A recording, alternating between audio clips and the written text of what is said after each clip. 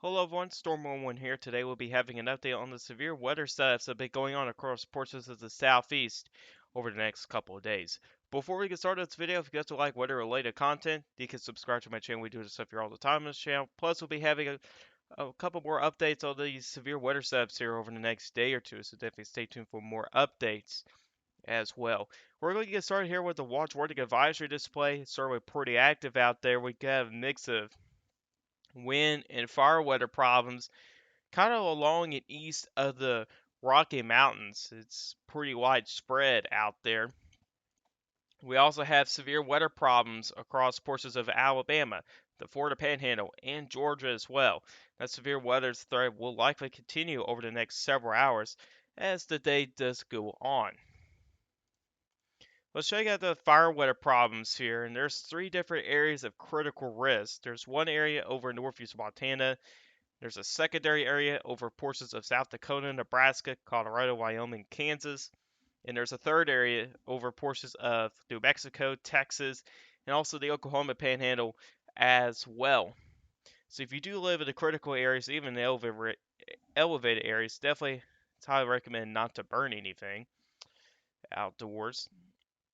Here's a day 2 fire risk and critical risk over portions of Colorado, Kansas, Oklahoma, and Texas.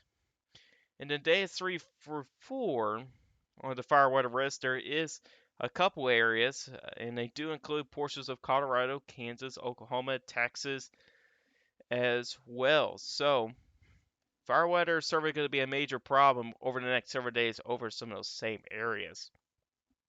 Here's some storm reports here so far from last night, and let's actually, here we go, filter reports here. You can see here we only had two tornado reports, one in Mississippi and another one in Florida, but there have been 54 wind reports as well, and most of them have been in portions of Texas, Louisiana, into Mississippi, as we would expect here. Not have seen any significant wind reports out of this, which is some good news, but there has been widespread wind damage from this cluster of thunderstorms. There's also been 31 hail reports and 3 significant hail reports as well. And here's the reports so far today. We have tornado 6 tornado reports, 22 wind reports, and also 4 hail reports out there as well. And we do expect these numbers here to continue to rise over the next several hours or so, at least for the rest of the day.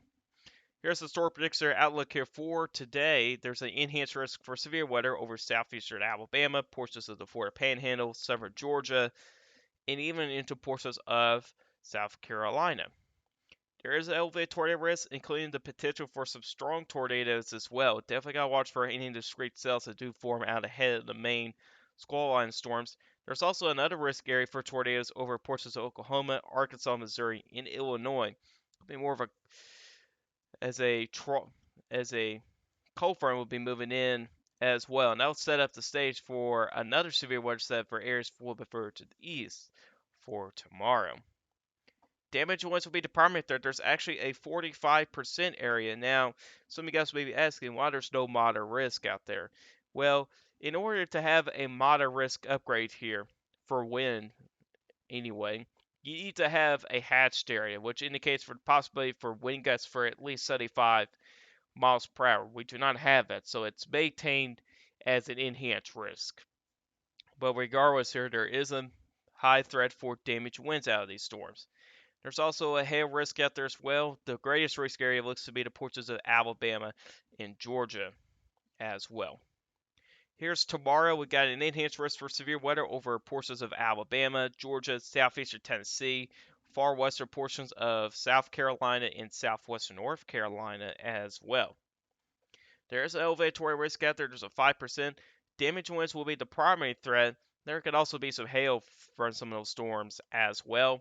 Then on day 3, which is Thursday, there is a slight risk for severe weather over eastern North Carolina as well. And there's actually a risk area on day 7 over portions of Kansas, Oklahoma, and northern Texas as well. We'll probably have more information on this until at least the signs anyway from the models here becomes a little bit more clear out there as well. We'll probably talk a little more about this setup here later this week here as well. And it would not surprise me if malls could get into better agreement, then we'll probably see more risk areas get issued here, especially a little bit further to the east as well. If malls can get into a better agreement, of course, here. Malls have been in a strong agreement that there is going to be a big trough moving in across portions of the western U.S., and that can lead to some severe weather issues, especially over the central U.S. as well. So it's definitely something to keep an eye on over the next couple of days. So let's go ahead and check out the current conditions here. And for today's severe weather setup, there is plenty of instability out there. Surface-based CAPE generally 1,000 to 2,000 joules per kilogram, but there are isolated areas with 2,500 as well. So there's plenty of instability out there to work with. If we do check out bulk shear, you can see there is plenty of wind shear to go along with it as well. And here's story to velocity values. They are favorable for tornadoes. And then again, any storms that do form out ahead of the main squall line may have the possibility to produce maybe a stronger tornado out there as well. We'll definitely have to watch this area in here because it looks like more across southern Georgia here, storms and velocity values really do begin to back off. So it's definitely something to really pay attention to as well if any discrete cells do form out ahead of it, which we did have a couple of discrete cells over southeastern Alabama, and they did produce tornadoes out there earlier today as well. If we actually check out downdraft CAPE, which can help with the damage wind risk, they're not very elevated, at least along the squall line, they're not. But these numbers here will probably continue to rise here out ahead of the main squall line of storms here, so that's definitely something to really pay attention to, as well as that damage wind risk. Here's the level lap rates. They're actually pretty elevated out ahead of the squall line as well, which could help increase the damage wind risk. But what's really keeping the damage wind risk around is the area of elevated low of a jet. At least 50 knots in this particular area right in here. And these storms here are helping bring in those upper level winds down to the surface. And that's where you're getting your damage wind risk from as well. Stronger the storms, the stronger winds that can pull from up there around the low of a jet region down to the surface. Right there as well. And then again, these storms here are likely continuing to move east and a little bit northeast as well as the day does go on as well. So if you do live over portions of central southern Georgia here, definitely pay attention to the squall line of storms here over the next couple hours, as they can bring a risk for some damage winds, and they can also bring a risk for QLCS tornadoes as well, which is tornadoes along the squall line as well. We have seen that earlier this morning as well, so definitely something to really watch for. Here's the HRRR model as it wants to project the system here, or the squall line here. You can see over the next several hours here, you get a pretty organized squall line of thunderstorms that do continue to sweep through portions of the Florida Panhandle, and even throughout portions of central southern Georgia. And some of those storms do get up into portions of South Carolina as well. And something I do know is early on here is that the HRRR model does suggest a couple of supercells may try to develop over portions of South Carolina as well, and those would be the source to really focus on as well. And those may have a possibility to produce stronger tornadoes as well. So that's definitely something to really pay attention to as well. If we do look into those significant tornado parameters, as well, we'll check out a couple soundings, and then we'll move to Wednesday's setup. You can see here with the significant tornado parameters, there are some pretty elevated numbers out there as well, and I think they're likely going to stay that way as the day does go on. There's an area of some pretty high significant tornado parameters over the Florida Panhandle, and what the HRRR model suggests is a pretty good environment out there for severe weather. You got plenty of instability, 2100 joules per kilogram CAPE surface based. Now, something I do notice here is that this is going to kind of prevent very discrete mode here, is that this is a little bit of a saturated column here. It's not too saturated here, but that's something I would want to mention here because that could lead to a little bit of a mess out ahead of that squall line as well. So that's something I should note there as well. There's a decent holograph as well, decent amount of storage felicity values as well. This will be favorable for damage winds especially given the fact that there is some stronger low evaporates at the same time as well, which will help with the damage wind risk. But there's also that threat for tornadoes as well. I don't think this is a strong tornado sounding here because these radioactive velocity values are kind of on the lower end side of things when it comes to strong tornadoes as well. So I think this sounding here will be favorable for tornadoes and damage winds as well. And there's a secondary area over portions of South Carolina here, which if we do get a box sounding over the far southern area of South Carolina, this looks a little bit of a better sounding here for stronger tornadoes because your storage velocity numbers are higher. You do have 284, 406, and 364. Those are some pretty decent numbers, especially for some stronger tornadoes as well, which the possibility is there. You also do have wind direction of height here as well. At the surface, winds are mainly from the south, but if you go up to 850 millibars, they're from the southwest. So that's wind direction of height as well. Lap rates are not very impressive here in this area here, and the elephant mix layer overall is just kind of weak. So there's the possibility could be there that it could turn out to be very messy here. And if it does turn out to be very messy in this area here, for a lot of these storms here, they'll have trouble getting good inflow as well, which is a poor ingredient here for some tornadoes as well. And also to keep the storms going as well. You get one warm, moist inflow for these storms here to keep on going as well. And with a messy setup like this here, it's going to be hard to get inflow with that as well. So, but regardless here, if it's spacey mode or not, the possibility is still there for damage winds and maybe for the possibility for tornadoes in that area as well. So it's something else to really watch for as we do get into later today. And really by later tonight here, the severe weather risk should move off the coast as well. Let's go ahead and move on to Wednesday here. Also checking out the HRRR model. And I want to start off by checking out the morning hours here. And you probably noticed there a little bit earlier in the video when we're checking out today's outlook, there was a risk area over portions of Missouri, uh, in Illinois, and Oklahoma. These are kind of your same thunderstorms out there as well. That's kind of the leading edge of a cold front, and that's what's going to bring a pretty depressing pattern later this week. I think that's the best word for it for the eastern U.S. But anyway, there could be a couple of rogue cells in the early morning hours. There's one in the portions of southwestern Kentucky, and there's another one in southwestern Tennessee as well. These storms will probably won't last too much longer here in the morning hours because there's not a whole lot of instability at that time as well. And HRRR really wants to keep this rogue cell here over in Kentucky to keep on going. But really over the next couple hours here, really begins to dissipate as well. But this is something that is kind of interesting here that I'm seeing here. And this can lead to some absurdity here. There's a couple areas to watch here. Area number one is the storms along the cold front. And you notice here, around peak time heating for Wednesday, the majority of the storms are pretty disorganized as well. And that can limit your severe weather risk if your storm's going to stay disorganized. The enhanced risk area is actually roughly in this area right in here. And at the time here from the HRRR model, it says that a lot of the storms may stay disorganized. Now, it does show some more organized storms a little bit later on in the period here, but it's definitely something to really watch for is can these storms can get organized again, because if they don't, that really limits the severe weather risk overall. Another area to really mention here is farther to the south here.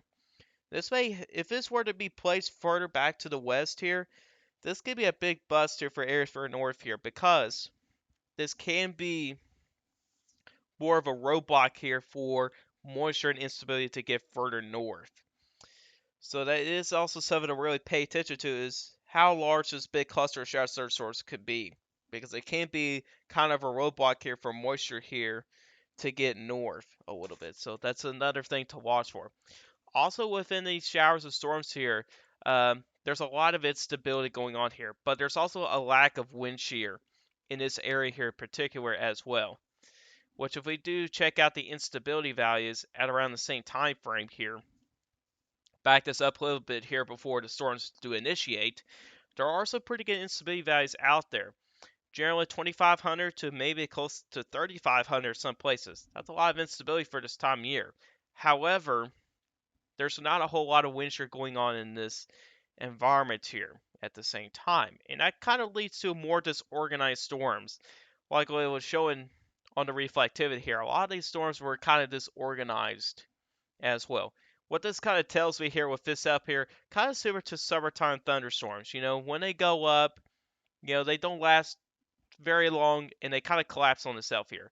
What I kind of see here with this top environment here, we could possibly see strong enough updrafts that could lead to some hail, and then when they begin to fall apart here, they can produce strong downdraft winds, and that's where you kind of get your wind threat from as well. So we do need to pay attention to this area here as well. And if we do look a little bit further north here at the secondary area to watch here, there's also still a decent amount of instability to work with as well. But that's also where we do have a little bit better wind shear up here as well, which could lead to the possibility for more organized storms as well. Stronger the wind shear, the more organized the storms could be up here as well.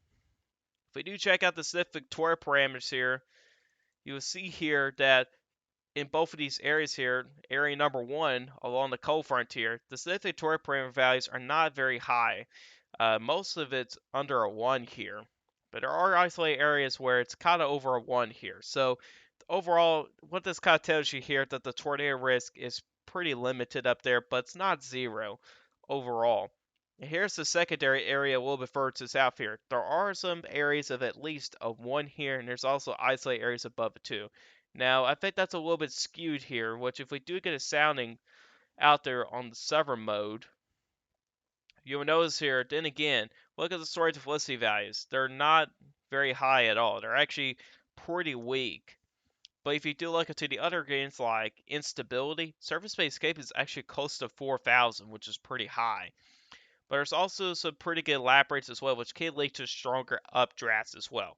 So they get, like I was saying earlier, with this type of environment here, you can get some strong updrafts, and those strong updrafts could lead to some hailstorms. And then when they begin to collapse on themselves, you could get strong downdraft winds as well. Which downdraft cape numbers are actually close to 1,000, which is pretty good for some strong downdrafts from these storms as well. So that's another thing to really pay attention to as well. Overall, I would say the tornado risk in this area here is very low. The hodograph itself is pretty small here, but then again, storage felicity values are definitely lacking in this area here as well. So I'll say the tornado threat in this area here is very low for the time being. And as you get further to the north here, especially when you get deeper or closer to peak time heat here, there are some decent numbers that do show up over portions of Kentucky and Tennessee here. And here's a average box sounding here over some of those areas, which let me actually get a better sounding here, better box sounding here. Like in southeastern Kentucky, like here we go. You can see here, not a whole lot of instability going on here. Surface-based cape is just about 1,000. That would still be at least favorable for some severe weather. But like I was saying here, wind shear is a little bit better in this area here as well. So the greatest wind shear content is as you kind of get further north here, more focus on the portions of Kentucky, Tennessee. But really the biggest question is how much instability can you see in this area in here as well? Because that can be a limiting factor for some of these areas here a little bit further north as well.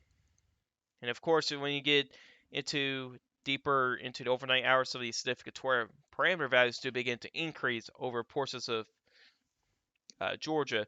But then again, a very similar scenario here. Even though you got a decent amount of instability to work with, you're really lacking on the wind shear as well. Also, that hodograph is extremely small as well. That probably won't really support much of a tornado threat. But then again here, regardless if there's a tornado threat or not, you still got to pay attention to that damage wind risk as well. You got a decent amount of instability. Downdraft cape values are decently elevated as well. And those two can be favorable for some strong downdraft winds for some of these storms as well. So that's definitely something to really pay attention to as well. And then, of course, you got that big question, can these storms get organized or not? That's still a decent question out there as well because Then again, if these storms cannot get organized, you may not see much of a big severe weather risk. And then we move to Thursday, the last day here. This is the NAML when it comes to instability. There's a lot of instability in place here for the Eastern Carolinas here. If we do look into the LOVA jet at the same time, a little bit better than yesterday here from the NAM model. LOVA jet values generally really anywhere from 40 to close to 50 knots in some places. So that'll be just enough here for at least for a severe weather risk out there. If we do check out the surface composite here, you notice here the numbers are not very high here, but they're at least high enough to support some type of severe weather risk out there as well, which if we do get a sounding there in eastern North Carolina,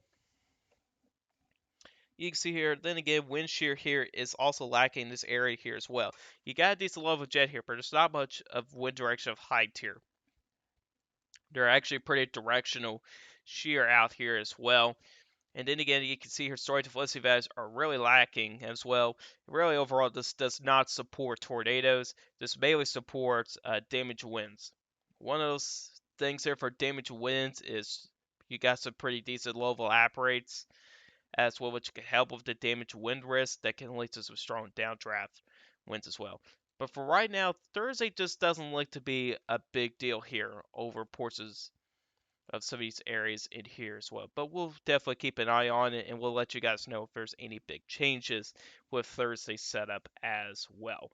But anyways, guys, that's all for you guys today. Hope you guys enjoyed this video. Guys, like this video, hit that like button. If you do like my channel, hit that subscribe button. Hit the bell notifications so you never miss an upload. If you've got some questions about this, put the comment section down below. I heard you guys questions, and I'll see you guys in the next video.